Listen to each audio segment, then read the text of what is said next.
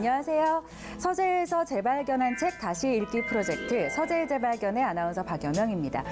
오늘은 퀴즈로 한번 시작을 해보도록 하겠습니다. 책 제목을 맞춰보시는 건데요. 어떤 책인지 함께 풀어보세요. 뉴욕타임즈는 이 책을 이렇게 소개했다고 합니다. 성경 다음으로 기독교인들이 가장 많이 읽은 책 무엇일까요? 자, 이 정답은 나중에 공개하도록 하고요. 이 정답을 공개해 주실 메인 스피커를 소개해 드리도록 하겠습니다. 황영태 목사님 모시겠습니다.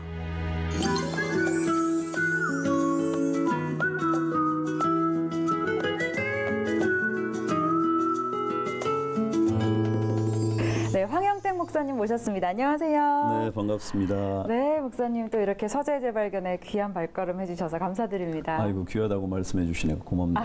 네, 저희가 앞서서 영상을 통해서 우리 목사님의 서재를 좀 엿봤는데요. 네. 문학서도 보이고 굉장히 다양한 책들이 있더라고요. 주로 어떤 책들을 좀 자주 읽으세요? 제게는 어떤 책들이라는 주제는 별로 없는 것 같고요.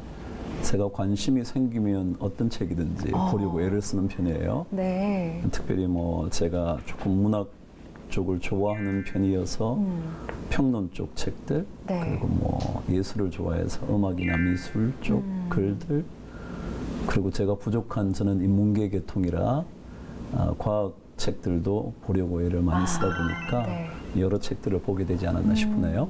정말 다양한 분야의 책들을 읽으시는 것 같은데 또 오늘 특별히 저희를 위해서 좀 소개해줄 몇 권의 책을 좀 골라오셨다고 들었어요. 어떤 네. 책들인지 좀 소개를 부탁드려도 될까요? 이번에 제가 그냥 들여다보고 싶은 책들 그냥 같은 저자의 책인데 네. 제가 들고 왔어요. 네, 여기 제가, 가져오셨는데요. 오늘 제가 소개할 책과 관련된 조금은 묵상에 관한 것들이 연결된 책을 제가 가져왔어요. 네. 제가 이 책은 자주 들여다보면서 생각하게 되는 글들이어서 켄 가이어라는 사람의 책입니다. 네. 이분은 자신의 묵상의 삶을 고스란히 드러내주는 말하자면 오늘 우리가 함께 들여다볼 책과 궤를 같이 하는 그런 느낌이 있어요. 그리고 또 특별히 이분은 더더욱이 현대적인 감각으로 묵상의 삶을 어떻게 길어낼 수 있을까 그런 쪽에 관심이 있는 분이라 네. 이분의 책들은 제가 뭐 웬만한 책들은 원문이나 혹은 번역본이나 다 들여다보고 있는 책인데 네. 멋진 책이에요. 하나는 묵상하는 삶 네. 혹은 영혼의 창. 예를 들어 이분은 그런 얘기를 해요. 우리가 예를 들어 유리를 이렇게 쳐다보게 되면 유리 재질이 뭘로 됐을까? 여기에 뭐 흠이 있네? 뭐 이런 것들을 볼 수도 있지만 유리창을 건너편에 볼 수 있는 유리창 저 건너편에 있는 또 다른 세계를 볼 수 있는 게 아닌가라고 생각해서 자기 자신은 늘 이렇게 영혼의 창이라는 것을 고민을 한다는 거예요. 네. 그래서 유리를 보는 인생, 내 삶에 왜 이렇게 끼었지 이런 게 아니라 그건 너머를 볼 수 있는 그 무엇이 우리에게 있으면 좋겠다.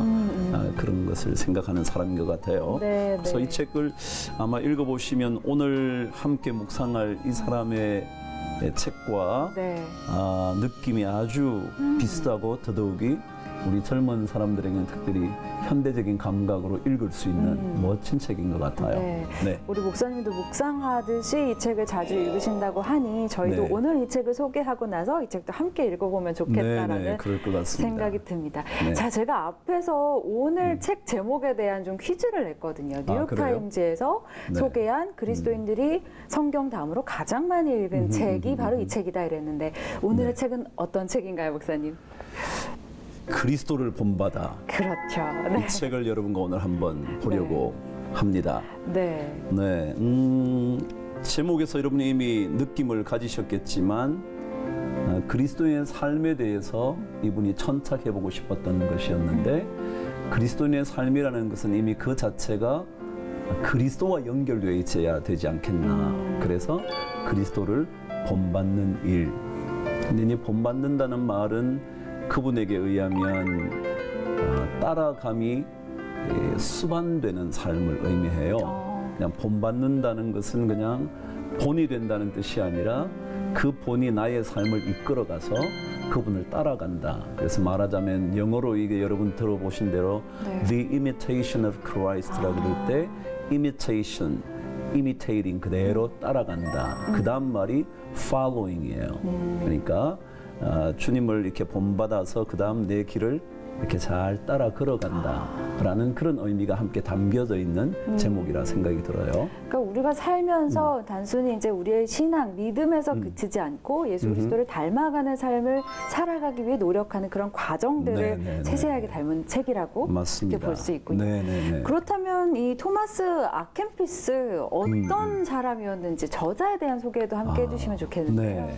이분의 삶의 시간대가 한 1400년대쯤 돼요. 1400년이면 가장 중요한 사건들이 어떤 사건들이 있었냐면 프랑스와 영국이 100년 전쟁을 벌일 때예요.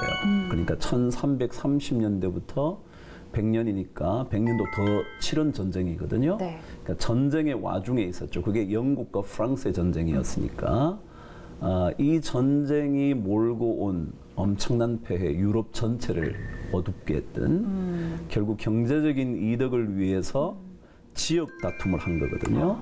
그러니까 그것 때문에 경제적인 이득이 전 세계를 지배하고 있었다 그래야 될까요? 그런 때 그리고 또 십자군 전쟁으로 인한 어떤 새로운 반성 뭐 그런 것들이 이렇게 일어나고 있었을 때쯤이었거든요. 네. 그러니까 그럴 때 이제 이분의 삶을 하나님께서 진짜 원하시는 삶은 어떤 것이든지에 대해서 좀 더 깊이 묵상하면 좋겠다라는 생각에서 드러나게 된 책 같아요. 그래서 이제 토마스 아켄피스는 이제 캠펜이라는 독일의 지역에서 태어났는데 아마도 라틴어로 어디로부터 출신이다 그럴 땐 R을 붙여서 뒤에 지역을 붙이는 거예요. 그래서 네. 아캠펜이겠죠. 근데 이제 라틴어로 어디로 붙으라는 것을 할 때는 아캠피스라고 바뀌어지는 거예요. 그래서 캠피스 출신, 캠펜 출신의 타머스라는 그런 이름을 가지고 있죠. 네. 그래서 이 사람은 뭐 독일의 신비주의 사상가다 그렇게 말을 해요. 마이스터 에카르트 같은 인물처럼 신비주의에 조금 더 관심이 있다. 그럼 신비주의라는 것은 조금은 더 현실의 삶보다 다음 세계에 대한 묵상을 더 많이 하는 사람들이었겠죠. 네. 그럼에도 불구하고 다음 세계가 우리에게 아름답게 주어지기 위해서는 이 삶의 현장도 거룩함의 어떤 도구가 돼야 된다고 생각하는 사람들이어서 단지 미래만이 아니라 현재와도 굉장히 밀접한 신앙의 삶을 연결하려고 했던 사람들이에요. 네. 그래서 이제 이분의 1300년 말기에 태어나서 1400년 어느 정도 후반까지 꽤 오래 산 90세 이상을 살았던 분인데 그분이 이제 수도원의 삶을 살면서 주로 이분은 필사를 담당했던 사람이에요. 그래서 평생 동안 그 옛날에 지금이야 아주 필기 도구도 뭐 좋을 뿐만 아니라 뭐 여러 인쇄 도구도 많이 있겠지만 그렇죠. 그건 네. 필사를 해서 성경 4번을 다 필사를 할 정도니까 굉장히 필사에만 평생을 바쳤다고 말할 수도 있어요. 근데 그분은 실제로 필사일 뿐만 아니라 강연을 굉장히 잘했다 그러네요. 그래서 그 수도원에 있는 제자들을 훈련시키는 좋은 강연자였다고도 하기도 해요. 네. 그분이 이제 그 수도원의 삶을 살면서 다음 세대들을 위해서 다시 한번 젊은 수도사들에게 대해서 어떻게 그리스도를 더 섬길 수 있는 삶이 있을 수 있을까, 가능할까 그러면서 하나둘씩 생각을 담은 글들을 적기 시작했어요. 네. 그래서 총 한 120개 가량의 짧은 글들을 쭉 써내려가기 시작을 했죠. 그것들이 이제 모아진 책이 오늘 여러분과 묵상하게 될 그리스도를 본받아라는 책이에요. 네. 참 이렇게 보면은 역사적으로 좀 어두웠던 시기, 아까도 이제 네, 100년 네, 전쟁을 네. 말씀하셨지만 그 시기에 참 위인들이 탄생을 하고 이렇게 삶에 대해서 고민하고 신앙에 대해서 고민하는 그런 저서들이 탄생하는 것 같다 그런 네, 생각을 네, 네. 또 하게 되는데 네, 네. 이 내용을 저도 사실은 어렸을 때 아빠가 한번 읽어보라고 추천을 해주셔서 네. 그때 살짝 뒤적거렸던 적이 있거든요. 근데 네, 네. 내용이 너무 다양하고 이것도 하지 말라 저것도 하지 말라 그게 부담스럽게 느껴지더라고요. 근데 또 지금에 와서 읽어보는 이 책은 내가 고민하는 내용들을 너무 자세히 담고 있어서 정말 도움이 된다는 생각이 들었는데 네. 이 책이 이렇게 오랜 시간이 흐른 뒤에도 이렇게 사랑받는 이유 어디에 있다고 보세요? 어쨌거나 오랫동안 읽혀진다는 것을 우리는 고전이라 그러잖아요. 네. 네, 고전의 가장 중요한 특징에는 깊이라는 게 있을 거예요. 깊이. 예, 그러니까 얄팍함, 천박함, 비상성 이게 현대의 가장 중요한 개념 중에 하나예요. 외모로 이렇게 사람을 딱 한 번 봤을 때 그 사람 괜찮네. 그럼 그 사람이 굉장히 많은 이득을 누릴 수 있게 돼 있는 그렇죠. 그런 사회. 피상성의 사회에서 조금 더 깊이를 볼 수 있게 하는 것들이 고전의 특징인 것 같아요. 네.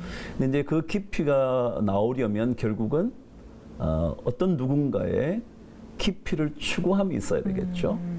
예, 그 추구함을 가리켜 우리는 묵상이라 그렇게 말을 하잖아요. 근데 이 묵상이라는 건 원래 어떤 의미를 좀 가지고 있느냐 하면 영원함에 대한 그 영원함을 내 삶 속에 깃들이게 하기 위한 작업이 뭐냐면 묵상이라고 봐요. 그러니까 일시적인 것이 아니라 temporal한 게 아니라 eternal한 것에 대해서 그것이 내 삶 속에 자리 잡도록 하기 위해서 심기어지게 하기 위해서 마음을 정돈하는 것을 뭐라고 그러냐면 묵상이라고 한단 말이죠. 그러니까 그 묵상의 깊이가 깊을수록 오랫동안 지나가도 남아있는 글들이 되는 것 같아요. 네. 그래서 아마도 토마스 아 캠피스도 깊이 묵상한 내용들을 담고 있기 때문에 읽으면 읽을수록 그 깊이가 가지고 있는 다양성 혹은 굉장히 폭넓음, 넓이에 대해서 우리가 읽게 되다 보니까 어떨 때는 A를 발견하기도 하다가 거기에서 C를 보기도 하다가 원래는 하나밖에 없는 1이라는 그곳에서 수많은 것들을 발견하게 되는 가능성이 있게 된 거 아닐까 싶어요. 그래서 이 책이 좀 오랫동안 읽혀지고 있는 것은 아닐까 생각이 들더라고요. 이 고전이 가지고 있는 깊이가 있기 때문에 시대적 배경은 다를 수 있지만 현대인들이 똑같이 겪고 있는 그런 문제들을 같이 좀 해결해 나가고 묵상할 수 있는 그런 내용들을 지금도 찾을 수 있다. 네, 그렇게 볼 수 있는 거죠. 알겠습니다.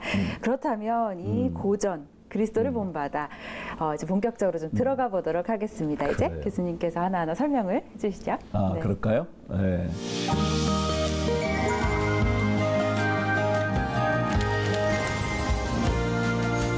이 그리스도를 본받아라는 책은 묵상에 따라 적어내려간 글들이에요. 그리고 제가 이렇게 책을 이제 쭉 읽으면서 이제 느낌을 받는 것은 자기가 어떤 주제를 딱 정해서 이 주제를 그냥 막 이렇게 파고든 느낌이라기보다 자기의 삶을 살아가는 동안 물론 수도원의 삶이기는 했지만 네. 그 삶 속에서 하나님을 만나는 길이 뭘까를 자꾸 생각하다가 생각나면 또 적고 생각나면 또 적고 그랬어요. 그러니까 실제적으로 이게 4권으로 되어 있지만 기록들에 의하면 처음에 한꺼번에 4권으로 되어 있던 적이 없었던 것 같다는 거예요. 그러니까 이렇게 흩어져 있던 것들을 묶어서 한 권으로 만든 셈이죠. 그러면서 조금은 비슷한 글들을 모아서 한 권씩 한 권씩 이렇게 배치를 하게 되지 않았을까 그렇게 생각을 해요. 그렇다 보니까 실제적으로 1권이나 2권이나 3권, 4권 전부 다가 비록 큰 틀의 주제는 다르지만 네. 일부 같은 경우는 예를 들어 영적인 삶, spiritual life라는 영적인 삶에 대하고 두 번째는 내면의 어떤 것들, 내면의 것, internal한 어떤 것들 말이죠. 그래서 영어로는 그대로 internal things라고 그랬더라고요. 그러니까 내면에 일어나는 어떤 것들. 3편에는 내면의 어떤 위로, 그리고 마지막엔 성찬에 대한 얘기였는데 실제적으로 이 글들을 쭉 읽어보면 네. 예를 들어 1권에 있는 이 글들이 3권에 간다 해서 문제가 전혀 있는 게 아니에요. 그러니까 어떤 것들도 연결되어 있는 거죠. 그래서 말하자면 영혼의 어떤 깊이를 길어내기 위해서는 어떤 부분도 가능할 수 있도록 쓰여진 책들 같아요. 책 같아요. 그래서 이 책은 꼭 뭐 영혼 어떤 영적인 삶을 배우기 위하여 1권을 읽어야 된다 그런 게 아니에요. 4권을 읽어도 다시 말하면 성찬에 대한 얘기를 읽는데도 이거는 진짜 영적인 라이프라는 거예요. 예를 들자면 성찬에 대해서 이분이 강조하는 것은 그거거든요. 우리 성경에도 죄를 분별하지 못하고 성찬을 받는 것을 사도 바울은 경계했거든요. 그래서 성찬을 받기 전에 좀 더 자신의 죄를 하나님께 고백하고 자신의 죄를 깨닫는 일이 중요하다고 보는 거죠. 그럼 이분도 마찬가지로 토마스 아켐피스도 이 성찬에 대한 얘기를 할 때 가장 먼저 생각한 것은 함부로 성찬을 받아서는 안 된다고 생각하는 거죠. 그러다 보니까 무엇에 연결되냐면 죄에 대한 문제와 연결이 되는 거예요. 그러니까 이 죄를 깨닫는 혹은 자기 자신의 본성에 대한 깨달음이 없이는 성찬을 제대로 받을 수 없다고 보거든요. 그러면 이 죄에 대한 깨달음은 뭐에 연결되느냐면 spiritual life에 연결이 돼요. 그렇지 않겠어요, 그죠? 그렇죠. 영적인 삶은 죄와 연결되지 않고는 도저히 영적인 삶이라 말할 수 없거든요. 그러니까 그렇게 본다면 네. 1권이든지 4권이든지 그것은 문제가 아니라 어떠한 한 편의 짧은 글들을 읽을 때 그 글들을 우리가 보면 하나님께서 우리에게 무엇을 요구하는지 알 수 있단 말이죠. 네. 그래서 이 책이 이제 한 권씩 한 권씩 읽어갈 때 그 큰 틀의 주제가 있지만 네. 그 한 권 안에 1장, 2장, 3장, 4장 쭉 나온 그 단편의 글들을 우리가 읽으면서 조금은 더 이분이 묵상의 글이었기 때문에 우리도 조금은 묵상하면서 읽을 필요가 있을 것 같다. 그래서 이건 한꺼번에 쭉 읽어가는 책이 아니라 네.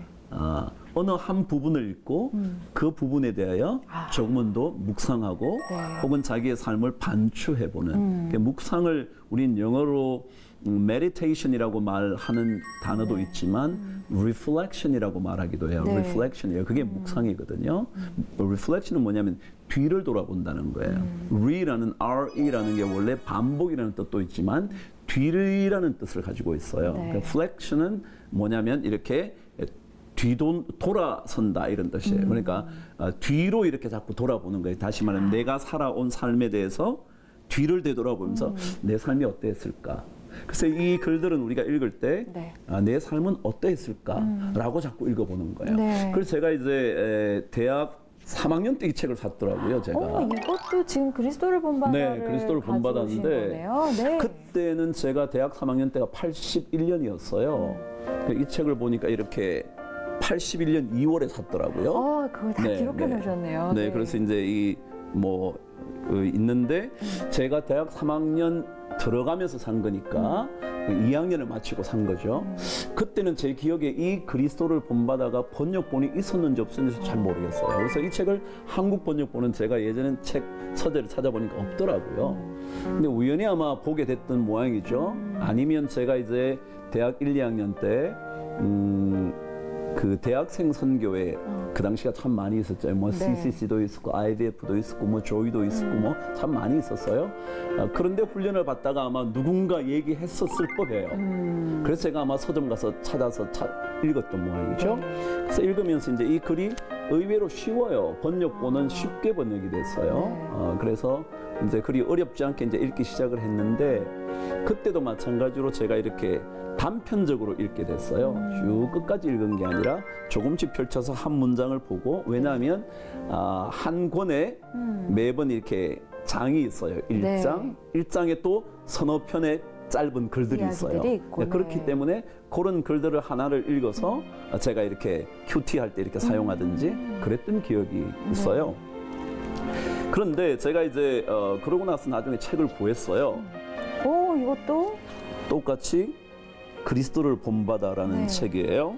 Imitation of Christ. 그죠?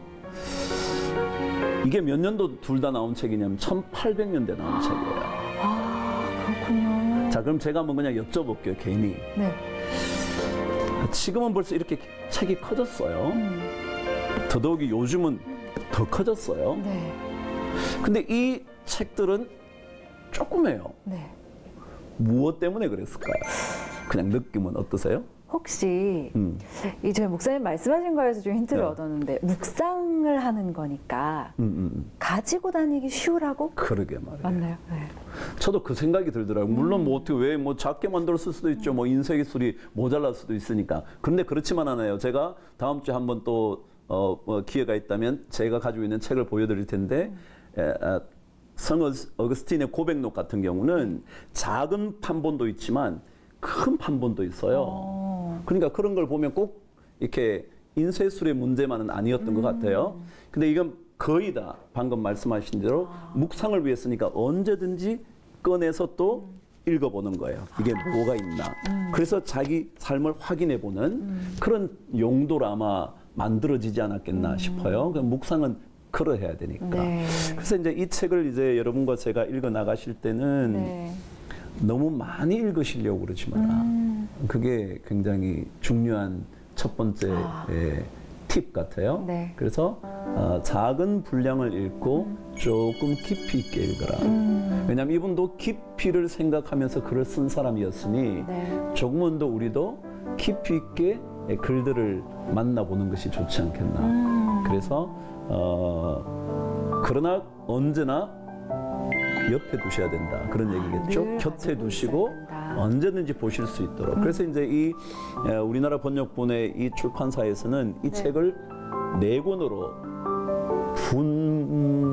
이렇게 분책을 했더라고요. 네, 좀 얇게. 권수따라 얇게, 네. 좀 더 핸디하게 가지고 다니기 쉽게 아마 그랬던 것 같아요. 그러니까 한 권으로 묶여진 책이지만 그래서 하나씩 여러분이 펼쳐보시면 도움이 되지 않을까 생각이 들더라고요. 그러니까 어떻게 보면은 목사님이 하셨던 것처럼 저희도 부담을 갖지 않고 매일 이 책을 좀 가지고 다니면서 많이 읽어야지 그런 부담감 내려놓고 네네, 맞아요. 한 장씩 사실 네. 한 페이지 조금 넘는 분량이니까 그래요, 맞아요. 읽으면서 묵상하는 그런 용도로 또 네네. 사용을 하면 되겠네요. 실제로 뭐 한 페이지 정도가 아니라 네. 뭐라 그래야 될까요? 이 이제 각 권의 장마다 네. 그러니까 권을 해놓고 챕터 1 이렇게 쭉 나가거든요. 그러니까 챕터마다 넘버링을 다시 해서 몇 개의 글로 나눠져 있어요. 네. 그러니까 그 중에 하나 정도 그 중에 하나 정도. 반복해서 읽어보시라. 반복해서. 그래서 이렇게 읽으시고 반복하시고 조금 기도하시면서 읽으시면 이 책은 많은 내용을 한꺼번에 습득해야 되는 책이 아니라 순간순간마다 그 삶의 현장에서 하나님을 더 깊이 만나기 위한 도구이기 때문에 네. 조금은 더 그런 마음을 가지고 네. 자꾸 책을 들여다보실 필요가 있지 않겠나. 그래서 이것은 원래 그러면 내가 1년에 한 번 다 읽어봐야지. 1년에. 그러면 하루에 그 장의 넘버 1 or 2 그 정도를 읽어보시고 한두 개 자기 글도 조금 짧게 남겨보시면 훨씬 더 그분이 원래 의도했던 삶과 네. 어떤 저작했던 의도와 조금은 다가갈 수 있게 되지 않을까 네. 생각이 듭니다. 새해를 시작하면서 딱 읽어보기 좋은 그런 책이다라는 네, 생각도 그럼요. 드네요. 네, 네, 네, 네. 자 그럼 본격적으로 좀 이 그리스도를 본받아 파트 1으로 좀 들어가 볼까요, 목사님? 네, 그렇게 할까요? 이제 여러분들이 이렇게 책을 이제 펼치시면 첫 번째 이제 영적 삶을 위하여라는 그런 주제가 등장해요. 영적인 삶, 네. spiritual life라는 거죠. 그러면 당장 생각나는 건 뭘까요, 여러분? 혹시 어떠세요? 영적인 삶이라고 생각하면 어떤 느낌이 드시나요? 저는 제일 먼저 떠오르는 것이 그러면 영적인 삶이 아닌 것은 어떤 것일까? 라는 것에 대해 생각하게 되더라고요. 왜냐하면 영적인 삶을 생각하려면 우리는 영적인 삶보다 영적인 삶이지 않은 것들이 훨씬 익숙하잖아요. 맞아요. 세상을 그러니까 살아가다 그것들을 보면. 이렇게 네. 생각해 보면서 반대 극부는 어떠해야 될 것인가를 조금 고민해 보는 것도 좋을 것 같더라. 네. 그러다 보니까 이 영적인 삶에 대하여 얘기한 이 책은 무엇에 대하여 굉장히 조심하도록 우리에게 얘기하느냐 하면 세속적인 욕망에 대해서 굉장히 조심하도록 만들어요. 왜냐고요? 그래야 영적인 삶이 이루어질 수 있으니까 말이죠. 그래서 세속적인 욕망이라든가 자신의 삶에 일어나는 모든 어떤 여러 가지 desires, 그죠? 세상적인 어떤 욕구들. 그런 것들을 조금 더 생각해 보면 그리고 그것들과 거리를 두려고 애를 쓰면 영적인 삶이 이루어진다. 이렇게 생각을 하는 거죠. 네, 그러다 보니까 그 영적인 삶은 세속적인 것을 거부하다 보면 그 거부하는 것에 따라서 우리에게 차 있어야 하는, 채워져야 하는 것이 뭐냐면 그리스도의 삶이라고 보는 거예요. 그래서 그리스도의 삶을 우리가 자꾸 안에 채우면 세속적인 것과 거리를 둘 수 있게 되고 그것으로 인해서 우리에게는 spiritual life가 이루어질 수 있다고 그게 바로 그렇게 영적인 보고 삶이다. 영적인 삶이다. 그렇게 보는 거죠. 네. 이제 그러다 보니까 이 세속적인 삶, 이 삶으로부터 조금 떨어진다. 그러면 우리는 흔히 물질적인 욕망이라든가 혹은 또 내 삶 속에 어떤 명예에 관한 그러다 보니까 남의 어떤 평가에 대한 그런 것에 굉장히 민감할 때 그것을 조금은 이렇게 거리를 두게 만들어주는 그런 걸 거예요. 그러다 보니까 이 spiritual life에는 경건함에 대한 어떤 강조가 굉장히 많이 있겠죠. 그죠? 네. 경건함. 이것도 참, 설명하기 어려운 단어이기는 하지만, 그러나 어떤 전체적인 어떤 모호하긴 하지만 어떤 느낌이 있잖아요. 우리가 세속적이라는 말을 들을 때도 딱 꼬집어 말할 수는 없지만 그런 느낌과 영적이라 그럴 때도 그 영적인 세계를 한두 마디로 이렇게 define, 정의를 내릴 수는 없지만 그러나 굉장히 그 영적인 단어에서 풍겨나는 어떤 느낌 그런 것들이 이제 우리에게 있으니까 그런 것들을 좀 조심하도록 이제 하는 것 같아요. 제가 이제 이 뭐 켄가이어 얘기를 제가 이렇게 조금 전에 했는데 같이 이렇게 묶어보면 이 책에 보면 그런 얘기가 있어요. 인디언들은 굉장히 영적인 삶을 살았다는 거예요. 물론 그것이 하나님이라는 존재 혹은 그리스도라는 존재를 그들의 구세주로 받아들였다는 그런 의미는 아니지만 어떤 영적인 삶을 살고 있었다는 거예요. 그러니까 그 영적인 삶을 살았던 거기에 대한 얘기가 하나가 있는데 그게 뭐냐면 그 사람들은 인디언들은 자신의 삶에서 절대로 빼지 말아야 하는 한 가지가 유일하게 있었대요. 다른 어떤 것들은 그냥 놓쳐도 괜찮은데 이것만은 하루의 삶을 시작할 때 절대 놓치면 안 된다는 거예요. 그럼 뭐였을까요? 뭐였을까요? 그게 기도하는 시간이었다는 거예요. 근데 그 기도가 아침에 일어나면 이제 옷을 차려입고 차가운 물로 가서 얼굴에 차가운 물을 끼얹든다든지 혹은 온몸을 적시고 그러고 난 다음에 나오자마자 태양을 향해서 침묵의 기도를 한다는 거예요. 근데 이들에게는 날마다 먹는 양식보다 이것이 더 중요했대요. 더더욱이 이 의식을 행하러 갈 때는 절대 함께 가지 않는데요. 한 사람씩 따로따로 떨어져서 간대요. 왜냐 그랬더니 그것은 그들이 단독으로 하나님을 만나야, 신을 만나야 된다는 거예요. 그래서 절대로 그룹을 지어서 가지 않았대요. 그래서 따로 떨어져 가서 그 사람이 그 물 속에 들어가든지 얼굴을 끼얹으면 그 사람은 다른 쪽에서 그걸 해야지 같이 묶여가지고 막 이렇게 하지 않았대요. 그러면서 그 순간에 자신의 삶이 어디서부터 왔는지를 생각하고 감사하고 그런다는 거예요. 그래서 혹시 여러분 나중에 인디언들이 등장하는 영화를 간간히 보면 그런 멋진 장면들이 많아요. 그 생명을 준 어떤 신에게 대한 어떤 경외심 그런 게 있어요. 인디언들에게는 말이죠. 그러니까 그런 것들이 조금 말하자면 영적이라 그럴 수 있는 거죠. 물론 방금 우리가 지금 우리 그리스도를 믿는 사람들에게 그런 영적인 느낌과는 다르지만 말하자면 그들의 삶 속에는 그런 그 무엇과 떨어져 있는 느낌을 자기 삶 속에 가장 먼저 가져야 된다고 보는 거죠. 그래서 이제 이 영적인 삶에 대해서 이제 토마스 아 캠피스는 이런 얘기를 해요. 이제 하나님 때문에 내 생각을 조금씩 이렇게 버리는 작업이 참 중요한 것 같다.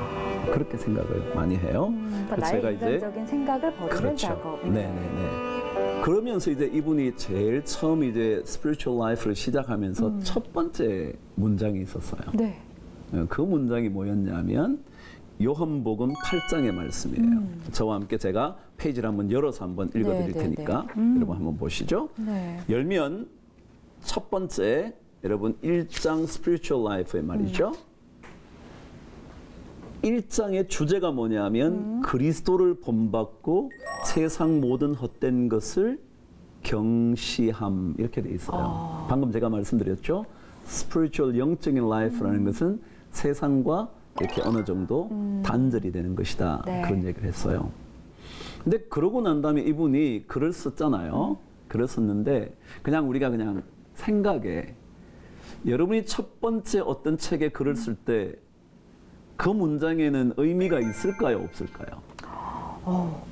분명히 어떤 의미를 많이 담겠죠. 담고 싶어 할 거예요. 그렇죠? 네. 예를 들어 제가 어떤 예화를 든다 할지라도 그 예화는 그 전체 오늘 얘기하려는 것에 굉장히 어떤 핵심을 터치해 줄 수 있는 그렇죠. 어떤 예화를 하지 않겠어요? 단순히 그냥 뭐 어떤 사슬 얘기를 하는 게 아니라 그 얘기를 함에도 불구하고 그것이 오늘 제가 전하려고 했던 이야기와 무언가 커넥션이 있어야 되지 않겠어요? 그죠? 그렇지 않고 그냥 이 얘기 독립했다고 그다음에 이 얘기를 하는 그런 게 아니거든요. 그렇다면 이분이 처음 시작할 때 했던 이야기가 이거예요. 제가 한번 읽어볼게요. 네. 주님은 나를 따르는 자는 어둠에 다니지 아니하고 라고 말씀하셨습니다. 그러니까 이분이 영적인 삶을 이야기하면서 가장 첫 번째 등장시킨 것이 주님을 따라가는 사람만이 어둠에 다니지 않는다. 그러면 영적인 삶을 이루기 위해서 가장 필요한 게 뭐냐면 주님을 따라가는 거라고 보는 거예요. 그러면 영적인 삶이 아닌 것은 뭐라고 생각했냐면 어둠에 사는 거라고 보는 거예요. 그러니까 그 어둠의 이야기는 뭔지를 이제 이 사람이 설명하게 될 것이고요. 주님을 따라가는 것은 무엇인지를 설명하게 될 거예요. 그러니까 이 두 가지가 영적인 삶을 지탱하고 있는 그런 것이라고 볼 수 있어요. 네. 그러니까 이분이 나름대로 모르죠. 여러분 이 책의 마지막은요. 대략 이런 내용이에요. 이 책의 마지막. 네. 그러니까 4권의 마지막 내용은 하나님께서 행하신 일은 굉장히 놀라운 거예요. 너무 엄청난 것인데 이것이 사람의 말로 다 표현할 수 있을 정도의 것이 아니라는 거죠. 그러니까 하나님의 엄청난 어떤 광대하심을 설명하면서 끝을 내요.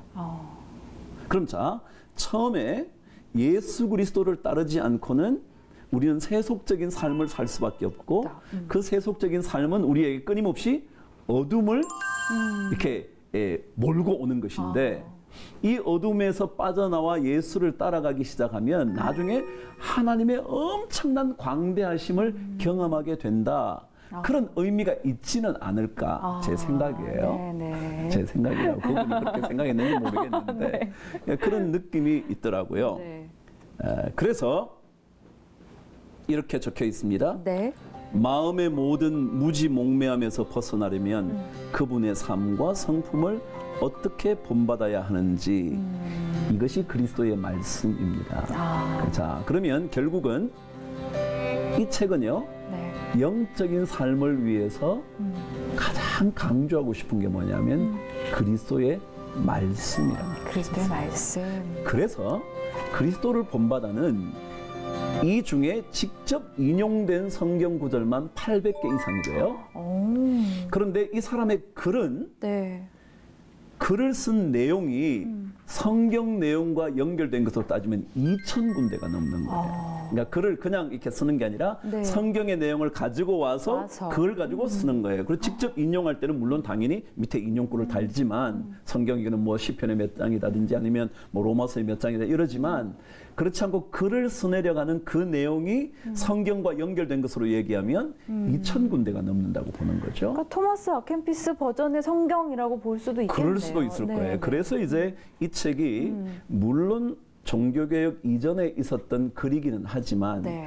그래서 카톨릭에서 이루어진 글이기는 하지만 더더욱이 말씀에 있어서만은 어떤 개신교, 우리 프로테스탄티즘에서도 전혀 거부할 수 없을 만큼 우리에게 읽혀진 책이 됐다는 거예요. 네. 그렇지 않았으면 아마 이 책은 카톨릭에서만 강조하는 책이 됐을 거예요. 그래서 카톨릭에서는 심지어 이 책에 대해서 불평을 많이 하죠.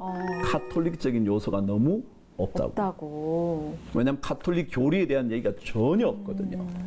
그러다 보니까 이 책이 아마도 모든 그리스도인들에게 끊임없이 읽혀진 책이 아니겠나 네. 이제 그런 생각이 들어요. 네. 자, 그래서 이제 이 영적인 삶. 그러고 나서 이 사람이 어떤 얘기를 하냐? 왜 우리가 영적인 삶을 꿈꿔야 되느냐 하면 또다시 말씀 하나를 전달해줘요. 네. 전도서 1장 8절에 이렇게 기록합니다. 눈은 보아도 족함이 없고 귀는 들어도 가득 차지 아니하거든. 그건 무슨 말일까요? 세상의 것들을 우리가 계속 보고 그것을 채운다 하더라도 채울 수 없다. 만족함이 없다. 그렇죠. 네. 만족함이 없으니까 결국 이것의 만족을 구하려면 구할수록 우리는 점점 더 우리의 마음이 공허함에 빠지기가 쉽다. 그래서 이것을 벗어나기 위해서라도 우리에게는 당연히 영적인 삶이 필요하다. 그렇게 보는 거죠. 이게 이제 첫 번째 장에 있는 네. 글들이에요. 네. 혹시 그 중에서 우리 목사님께서 여기 사실은 현실적으로 네. 우리가 적용할 수 있는 그런 내용들이 굉장히 많잖아요. 그럼요. 너무 네, 많이 네, 네. 말하지 말라. 뭐 악한 네. 습관에서 벗어나라. 네, 뭐 네, 선행을 베풀라. 뭐 신앙 네, 네. 공동체 네. 정신을 계승하라. 이런 것들이 있는데 목사님 네. 혹시 굉장히 좀 마음에 와닿았던 제가 그런 한번 글들이 좀 있을까요? 네, 영적인 삶에 이제 중요한 여러 가지가 많이 있지만 이분이 뒤편으로 가면서 그러다 말하자면 1권 전체를 마감할 즈음에 무슨 얘기를 등장시키느냐면 죽음이라는 단어를 떠올려요. 네. 죽음. 그러니까 우리가 아무리 사실 누린다고 해도 어느 순간 만나게 될 죽음 앞에서는 그 모든 것들이 소용이 없잖아요. 그렇죠? 그래서 이제 이 죽음이라는 것을 미리 생각하는 게 참 중요하지 않겠나 생각하는 거예요. 그죠? 우리 여기에 우리 젊은 친구들이 아직 내가 뭘 죽음 그렇죠. 이럴지 사실은 모르지만 저희 그죠? 죽음을 생각하지 않는 맞아요. 저도 살잖아요. 그래요. 네. 저도 그래요. 저도 그렇지만은 않아요.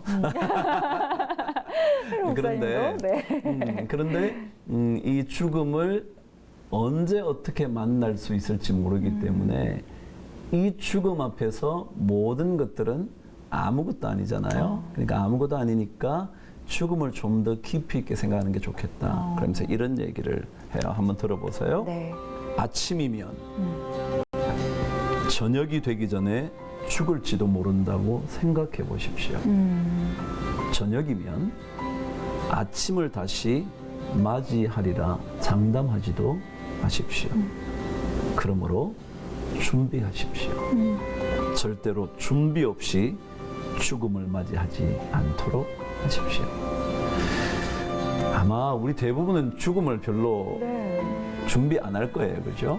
생각지도 않을 거고요. 당연히 오늘 밤을 지나면 내일 아침이 올 것이고 것이다. 오늘 아침이면 조금 있으면 저녁이지 라고 생각하게 되겠지만 그러나 그렇게 실제로 될지 안 될지는 아무도 모르는 거예요. 그래서 그 죽음에 대해서 생각할수록 이 땅의 것들에 대하여 아까 세상적인 것들에 대하여 너무 친근해지려고 하지 않을 수 있는 힘이 생긴다는 거죠. 어느 순간 내가 놓고 떠나야 할지도 모르니까 말이죠. 박여명 씨가 혹시 읽은 부분 중에 한번 네. 얘기해 보시면 어떨까요? 저도 이렇게 줄을 치면서 조금 읽었는데요. 네네네. 제가 또 공교롭게 좀 목사님 말하는 직업이지 않습니까? 그래요? 근데 여기에 너무 많이 말하지 말라라는 네, 그런 글이 있더라고요. 그래서 어떤 건가 읽어봤더니 결국에는 영적인 세계관은 우리의 가지고 있는 지식을 혼란스럽게 만드는 게 너무 많은 말이다. 이런 내용을 전해주고 있으시더라고요. 그래서 제가 가지고 있는 버전에서 보면 이런 내용이 있어요. 때로 대화는 고민을 벗어나게 한다. 우리는 계속해서 편안한 주제에 관해 이야기를 나눈다. 사실은 그리 편안하지 않지만 말이다. 간혹 그 때문에 내적 위로를 잃어버릴 때도 있다. 그러므로 조심하고 기도하라. 그리하면 시간을 허비하지 않을 것이다. 입을 지키지 못하는 것은 매우 나쁜 습관이다. 그러나 영적인 주제에 관한 경건한 토론은 우리의 성장에 도움이 된다. 네. 이런 내용인데 뭔가 세상적인 것, 뭐 누가 뭐 어떻게 했대, 저 사람이 이렇게 했대, 이런 걸로 인해서 우리가 너무 주변의 것들에 영향을 많이 받으면서 살아가지 않나. 그런데 잠깐 입을 다물고 하나님의 말씀을 묵상하고 그 안에 하나님의 말씀을 채워 넣으면 우리가 하나님을 바라보는 삶을 살아갈 수 있지 않을까. 그런 깨달음을 좀 얻는 부적이었습니다. 아마 수도사들에게는 그것이 굉장히 중요한 주제였을 거예요. 네. 그죠? 그래서 침묵 훈련이라든지 고독의 훈련은 수도사들에게 빠뜨릴 수 없는, 빼뜨릴 수 없는 어떤 주제였을 거예요. 그래서 네. 이제 아마 그 책에도 보시면 고독과 침묵이라는 장도 있어요. 네. 그러니까 침묵이라는 것, 방금 말씀하신 대로 말을 많이 함으로 인해서 집중력을 잃어버린다고 보는 거죠. 그래서 이제 말을 많이 하면 세상적인 얘기를 하기가 쉬워지고 그것으로 인해서 하나님과 만날 수 있는 어떤 순간들을 자꾸 놓치기 쉽기 때문에 네. 조금은 더 침묵하고 그리고 고독에 빠져 있는 것이 더 좋지 않겠나. 네. 그래서 이렇게 적혀져 있어요. 네. 제가 여기 20장 고독과 침묵에 보면 네. 기꺼이 침묵하는 사람만이 안전하게 말할 수 있다. 그러니까 침묵할수록 오히려 더 말이 아름다워질 수 있고 그렇죠. 깊이 있을 수도 있고 정제되고. 네. 절제되고 정제될 수 있다. 기꺼이 다스림을 받는 사람만이 안전하게 다스릴 수가 있다. 그러니까 침묵 중에 하나님의 다스림을 받게 되면 오히려 어떤 일들을 더 잘 다스릴 수 있다는 거예요. 사람 다스리는 문제만이 아니라 네. 어떤 사물들을 다스릴 때도 고요하게 하나님을 바라볼 때 더 나에게 어떤 힘이 주어져서 그것으로 인하여 그것을 할 수 있다. 그래서 골방에 들어가면 밖에서 자주 놓치는 것들을 발견할 수 있다. 골방이라는 것은 결국 아무도 없는 그곳에 들어가는 곳이잖아요. 그건 침묵하는 거겠죠. 네. 그때 오히려 더 많은 것들을 발견하고 보게 되고 깨닫게 된다. 네. 그런 얘기를 들려주는 것 같습니다. 네, 네. 그러니까 파트 1 영적인 삶을 이야기하는 그런 내용들을 저희가 또 살펴봤는데 사실 이 부분이 굉장히 도움이 되었던 것이 네. 영적인 삶이라고 하면 저희가 단순히 그냥 뭐 예배, 기도 이런 맞아요. 것들을 떠올리기 쉽잖아요. 그런데 그게 아니라 영적으로 살아가는 삶, 그러니까 우리 삶에 적용한 영적인 모습이 어떠한 것인가를 보여주기 때문에 이 챕터가 훨씬 의미가 있는 것 같다는 생각도 네, 들었어요. 네, 네, 그런 내용들을 저희가 묵상하면서 또 살아가야 된다는 거죠. 이제 그 존 웨슬리 같은 사람이 이제 그 토마스 아 캠피스의 이 책을 읽고 굉장히 도전을 많이 받았다 그러거든요. 그러니까 그 사람의 어떤 회심의 이야기에 또 이 토마스 아 캠피스가 등장을 하죠. 근데 그때 이제 존 웨슬리에게 가장 영향을 준 몇 사람이 있는데 보통 세 사람을 꼽더라고요. 네. 한 사람은 제레미 테일러라는 사람이고요. 한 사람은 토마스 아 캠피스라는 사람이고 한 사람은 윌리엄 로우라는 사람이더라고요. 근데 이 두 번째 이 그 토마스 아 캠피스를 통해서 요한 웨슬리가 도전을 받았던 것이 무엇이냐 하면 이 처음 제레미 테일러라는 사람에게는 삶의 헌신이 무엇인가를 배웠대요. 네. 근데 사실 그것보다 훨씬 더 깊이 있게 다가온 사람이 누구냐면 토마스 아 캠피스라는 거예요. 그런데 왜냐하면 이 사람은 우리 내면 마음의 헌신이 무엇인지를 깨닫게 해줬다는 거예요. 내가 삶으로 어떤 헌신을 한다, 시간을 들이고 뭐 어떻게 한다 이런 것보다 정말 내 마음이, 내 내면이 어떻게 하나님께 온전히 바쳐지는가에 대해서 굉장히 자기 자신의 삶을 뒤바꾸어 놓았다고 생각하더라고요. 그래서 요한 웨슬리의 어떤 회심에도 이 토마스 아 캠피스의 이 글이 굉장히 큰 영향을 미쳤다고 그렇게 네. 말을 하더군요. 네, 좋습니다. 영적인 삶에 대한 이야기를 저희가 파트 1에서 일단 나눠봤습니다. 네.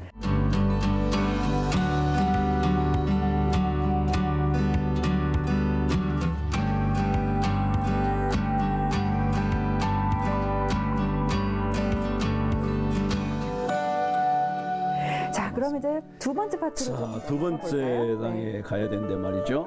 두 번째 주제가 뭐였던가요? 두 번째는 내적인 삶을 위한 이야기인데요. 네, 내적인 삶.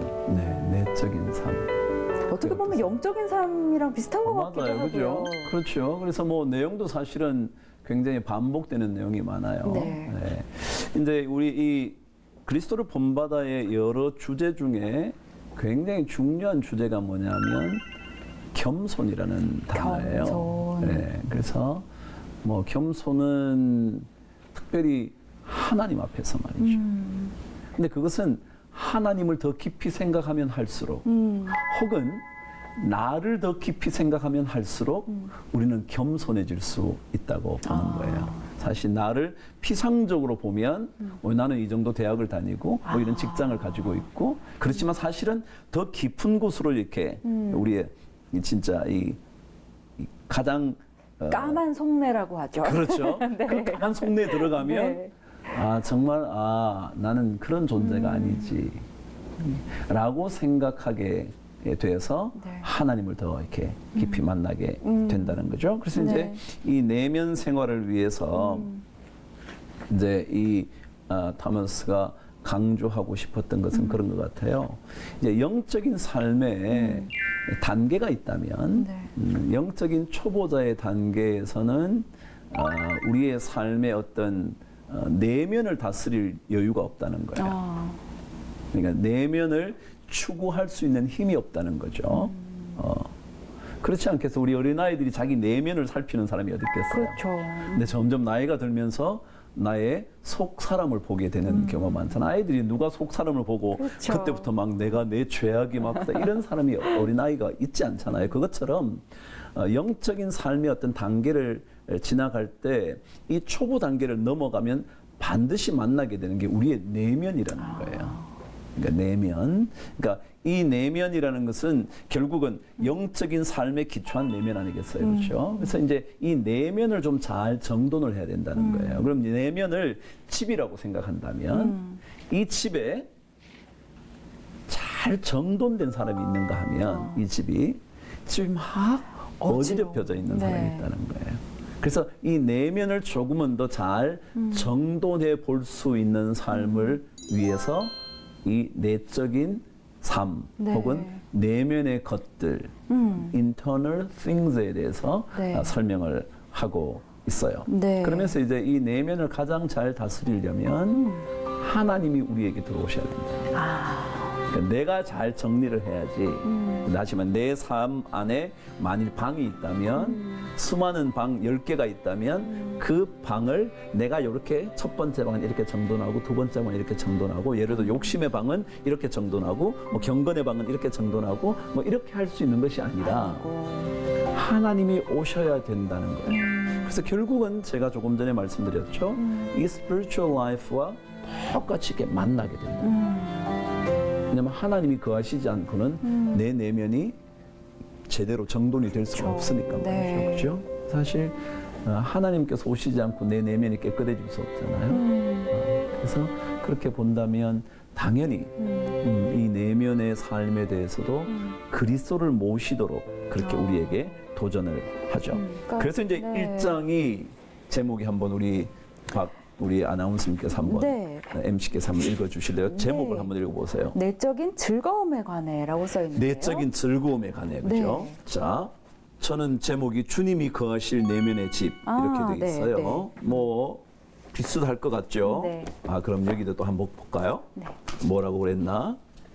자, 내면을 가꾸는 지혜라고 그랬어요. 내면을 그죠? 가꾸는 전부 다 지혜. 이렇게 네. 다르게 번역이 됐어요. 네. 자, 그럼 제가 이 영어로 번역된 것은 뭔지 한번 읽어볼게요. 자, 아주 오래된. 네, 아주 오래된 챕터 1의 제목은 그냥 이렇게 돼 있어요. 네. 방금 말씀하신 내면의 삶에 대하여 이렇게 돼 있습니다. 내면의 삶에 대하여. 네. 그렇죠? 자, 좋습니다. 이렇게 네. 한번 보시면 내면의 삶에 대해서 그런데 네. 그게 이렇게 적혀 있더라고요. 그리스도만 우리에게 들어오게 하십시오. 그리스도만 우리에게 들어오게 하십시오. 이게 굉장히 이제 수도사들에게 강력한 요구였죠. 그래서 그들이 이 침묵 훈련을 하는 이유도 누구만 들어오시게 하려고 했냐면 주님만 들어오시게 하려고 침묵을 한 거예요. 다른 사람과 얘기하다 보면 이 사람이 자꾸 들어오는 거예요. 이 사람의 생각이 자꾸 들어오는 네, 거예요. 영향을 그 사람이 받죠. 어떤 그럼요. 또 외모도 들어오기 시작하는 거예요. 그래서 그 모든 것들이 못 들어오게 하기 위해서 침묵을 자꾸 하는 거거든요. 그때 주님만 들어오게 하는 거예요. 그래서 내 내면의 삶에는 주님이 들어와서 내 삶을 끊임없이 이끌어 가시도록 하는 거예요. 그래서 그 책에는 그렇다면 그것은 무엇을 의미할까? 어떠세요? 주님이 내 안에 들어오게 한다는 것은 어떤 의미가 있을 것 같으세요? 주님이 내 안에 들어오게 한다.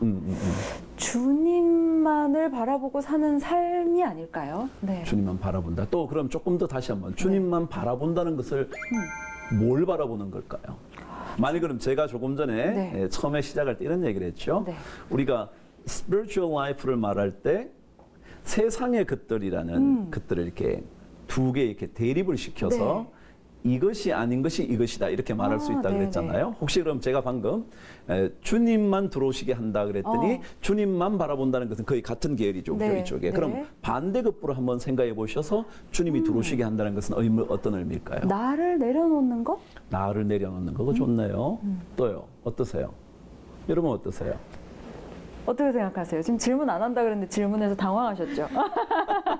어떻게 생각하세요? 편하게 말씀해 보세요. 아니 그냥 생각을 그냥 이건 뭐 정답이 없잖아요. 네, 그냥 우리가 틀어놓습니다. 서로 생각해보고 이 사람의 이렇게 아이디어들을 다시 말하면 이 사람의 어떤 품은 마음의 생각들을 우리도 한번 나눠보는 거니까 어떠세요? 주님이 내 안에 들어오게 한다. 주님이 내 안에 들어오게 한다. 그럼 제가 이렇게 바꿔볼게요. 네. 주님이 들어오게 한다는 것은 다른 사람이 못 들어오게 하는 거죠. 아, 그렇네요. 네. 그렇잖아요. 주님만 들어오게 한다는 것은 주님 외에 다른 것들은 못 들어오게 하는 거예요. 그럼 그렇죠. 그걸 것들이라 그러지 말고 다른 사람이 못 들어오게 하는 거예요. 그럼 요걸 조금 더 다르게 표현하면 사람을 의지하지 않도록 만드는 것이 주님을 들어오게 하는 거예요. 사람을 의지하지 않을 때 똑같은 말이었잖아요. 보세요. 주님만 바라본다는 거예요. 네. 주님만 의지하는 건데 그것은 무슨 의미냐면 결국 사람을 의지하지 않는다는 말과 똑같잖아요. 그렇죠? 그래서 이 책에는 주님이 내 안에 들어오게 하시는 가장 중요한 방편 중에 하나가 사람을 의지하지 말라라는 거예요. 근데 이 책에 끊임없이 반복이 되죠. 네. 그리고 조금 전에 이런 얘기도 하셨죠. 나를 내려놓는다.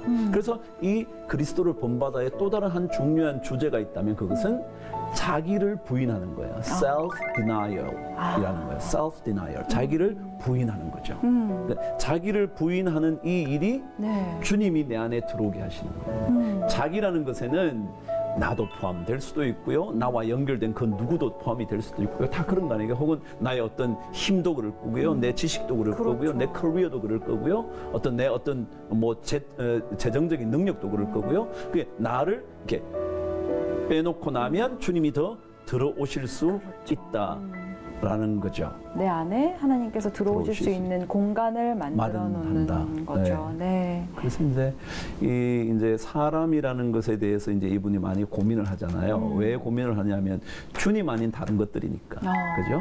주님 아닌 다른 것들의 이제 특징을 자꾸 자기가 살펴보는 거예요. 근데 그 중에 하나가 사람이나 외적인 것은 바람이 부는 것과 같다고 보는 거죠. 바람이 어디로 와서 어디로 가는지를 갈지. 잘 모르잖아요. 우리 뭐 그렇게 탁월한 슈퍼컴퓨터가 있다 그래도 예측을 했지만 그렇죠. 안 맞잖아요. 네. 그죠? 태풍의 경로도 잘 못 그러면 맞추잖아요. 태풍의 경로 못 맞추잖아요. 네. 그러니까 그런 걸 보면 바람이 왔다 바람이 사라지는 것 같은 게 사람이라는 거예요. 그럼 사람을 제가 사람에게만 한정했지만 모든 것이 그럴 수 있잖아요. 여러분 건강도 그렇지 않나요?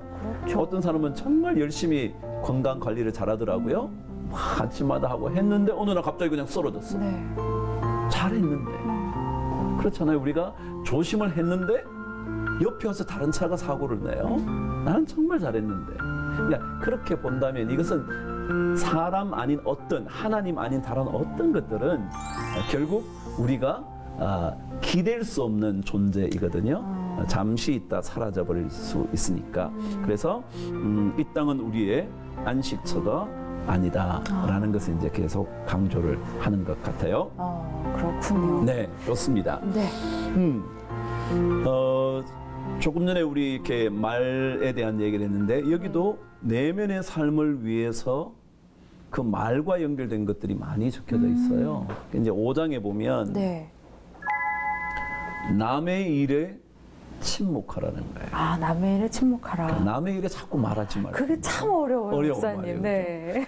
가정에서도 꼭 남의 일에 말을 하잖아요. 자꾸 얘기하고 싶고 아내의 참견하고 일에 대해서 자꾸 얘기하고 자녀에 대해 자꾸 말을 하잖아요. 네. 근데 남의 일에 그러지 말고 내면을 갖고 계시면 당연히 남의 일에 침묵하고 내 자신을 살펴보는 일. Examine yourself. 네. examine 하는 거예요. 나를 이렇게 잘 살펴 시험 치듯이 네. 그렇게 나를 살펴봐야지 우리가 자꾸 남을 보니까 뭐 그 사람은 어떻고 뭐 너는 어땠고 뭐 그래서 이런 것이 내면 생활에 방해가 된다는 거예요. 그리스도가 들어오시지 못하도록 만드는 여러 요소들 중에 하나가 네. 그런 것들이 있다라고 네. 말을 해요.